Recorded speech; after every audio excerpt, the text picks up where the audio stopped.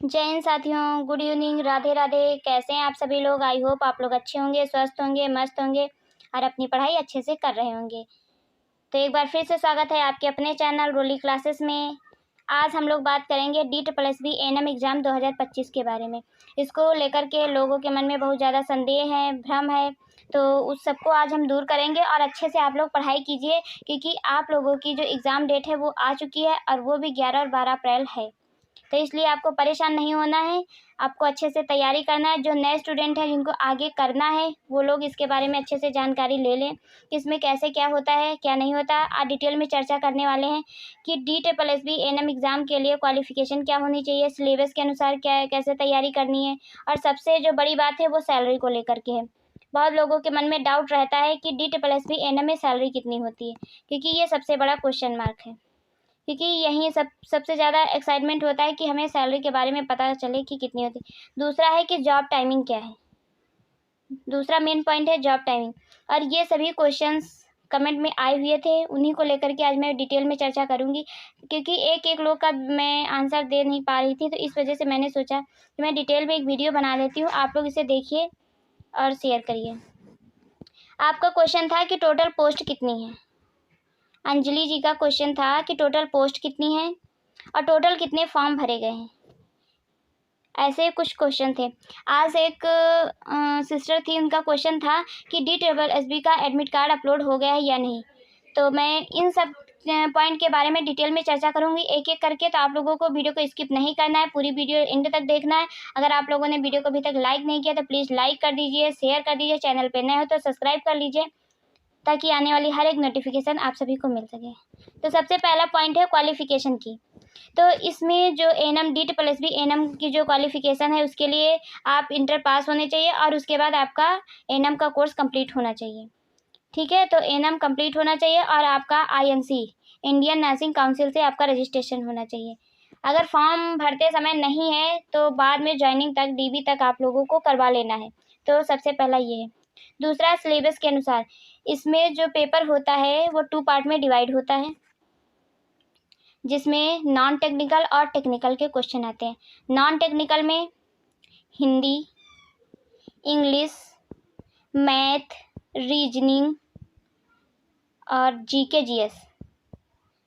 GS इसमें 20-20 marks में divide होते हैं और ये नॉन टेक्निकल पोर्शन है। 100 क्वेश्चन आपके टेक्निकल पोर्शन से आएंगे, जो आपका सब्जेक्ट है या टेक्निकल विषय है उससे आएंगे। टोटल 200 मार्क्स का पेपर हो जाएगा, क्वेश्चन पेपर, और टाइम जो आपको मिलेगा वो केवल और केवल 120 मिनट मिलेगा। मतलब 120 मिनट, 2 घंटे, मतलब 2 घंटे आपको टाइम मिलेगा 200 क्वेश्चन सॉल्व करने के लिए। तो आप लोग अपनी तैयारी बहुत अच्छे से करिए, ताकि। और दूसरा एक क्राइटेरिया रखा जाता है कि जो UR के होते हैं, अनरिजर्व के बच्चे होते हैं, उनके लिए 40% क्वालिफाइंग मार्क्स भी होना चाहिए। तो अनरिजर्व के लिए कितना होना चाहिए? 40%, मतलब 200 में से 80 मार्क्स आपके होने ही चाहिए। 200 में 80 मार्क्स आपके होने ही चाहिए, तब क्वालिफाई आप करेंगे। उसके बाद कट ऑफ कितने पे जाती है वो अलग की बात है। दूसरा ये रहता है आप लोगों को बहुत क्वेश्चन कि जॉब टाइमिंग क्या होगी और वर्क क्या होगा। तो जो दिल्ली के DSSB एएनएम से सेलेक्ट हुए बच्चे होते हैं उनका PSC पे पोस्टिंग होती है, और वहाँ पे कंप्लीट इम्यूनाइजेशन के बारे में, कंप्लीट वैक्सीनेशन का वर्क होता है कि वहाँ पे जितना भी एरिया है उनका उसमें कंप्लीट वैक्सीनेशन होनी चाहिए। और वहाँ पे PSC पे जो भी NC PNC के केस होते हैं उन्हें देखने होते हैं। और जॉब जो टाइमिंग होती है ये टाइमिंग अच्छी है, 9 से लेकर के 2 बजे तक, और जितनी भी छुट्टियां हॉलीडे होती हैं वो सारी छुट्टियां आपको मिलेंगी और टाइमिंग आपकी 9 से 2 रहेगी। तो ये अच्छा है। दूसरा है, सबसे बड़ी बात है सैलरी को लेकर के। सैलरी को लेकर के बहुत सारे कमेंट आए हुए थे कि सैलरी कितनी होती है। तो जो DSSB एएनएम से सेलेक्ट होते हैं उन लोगों की सैलरी होती है 25,500 से लेकर के 81,100 तक होती है। 81,100 तक सैलरी होती है। तो सैलरी बहुत अच्छी है वर्क के अकॉर्डिंग, और बाकी और भी बहुत सी चीज़ें मिलती हैं।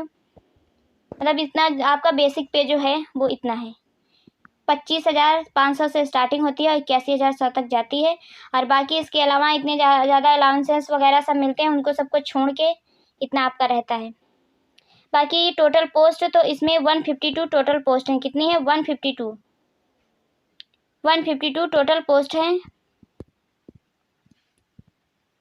और इस सबसे बड़ा जो क्वेश्चन था आप लोगों का कि इसमें था कि टोटल फॉर्म कितने भरे गए, तो इसके बारे में तो कोई भी आइडिया नहीं लगाया जा सकता है, क्योंकि DSSB में केवल एक एएनएम की ही पोस्ट नहीं थी। इसमें बहुत सारी अदर उसकी कैटेगरी की पोस्ट थी, जैसे OT वालों की थी, BMLT, DMLT, फार्मेसी, तो सारी पोस्ट थी। तो वो सारे फॉर्म एक साथ फिल हुए हैं, तो इसलिए एएनएम का फॉर्म कितना पड़ा है इसके बारे में हम कुछ नहीं बता सकते हैं।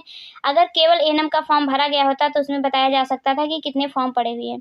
तो आप लोगों को परेशान नहीं होना है, क्योंकि 152 पोस्ट कोई कम नहीं होती हैं, क्योंकि आपको केवल एक पोस्ट चाहिए और आप उसके लिए तैयारी कीजिए। और इसमें बहुत सारी पोस्ट हैं जो इसमें अलग अलग बच्चों ने अलग अलग फील्ड में फॉर्म भरा है, तो आपको परेशान नहीं होना है और आपको अच्छे से तैयारी करना है। और एक बहन का था एडमिट कार्ड को लेकर के, तो एडमिट कार्ड अभी नहीं आएंगे। एडमिट कार्ड में पहले सिटी देते हैं और उसके बाद फिर 3 से 4 दिन पहले अपलोड होता है। इतना जल्दी नहीं होगा, क्योंकि अप्रैल में है 11 और 12 में, तो लास्ट मार्च के में सिटी दे देंगे। तो इसलिए मैं फिर से कह रही हूँ, आप लोग अच्छे से तैयारी कीजिए और टेंशन नहीं लेना है। और जो नॉन टेक्निकल पोर्शन है उसको थोड़ा सा अच्छे से पढ़ाई कर लीजिए और तैयारी कर लीजिए, क्योंकि इसमें टाइम इशू होता है। बाकी क्वेश्चन बहुत हार्ड नहीं होते हैं, इजी क्वेश्चन रहते हैं, लेकिन टाइम का इशू रहता है। तो इस वजह से आप थोड़ी अपनी स्पीड भी बनाइए, एक्यूरेसी रखिए। और मिलते हैं नेक्स्ट वीडियो में, तब तक के लिए bye bye, take care, thank you so much.